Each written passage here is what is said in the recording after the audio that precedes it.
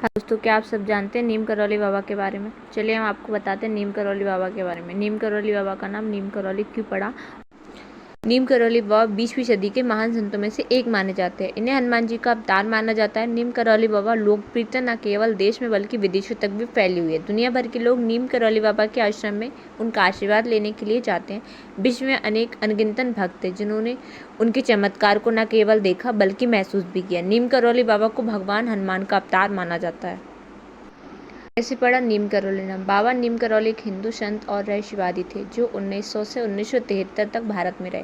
उनका जन्म उत्तर प्रदेश के एक छोटे से गांव में हुआ था। कहा जाता है कि 17 साल की आयु में बाबा को ज्ञान की प्राप्ति हो गई थी। बाबा के जीवन काल और उनकी मृत्यु के बाद भी भक्तों ने कई अलौकिक और दिव्य चमत्कारों का अनुभव किया। उनका असली नाम लक्ष्मी नारायण शर्मा था। बाद में इन्हें नीम के पत्तों का सेवन करने की आदत के कारण नीम करौली बाबा के नाम से जानने लगे। बाबा को मानना था कि नीम में कई औषधि नहीं होती हैं।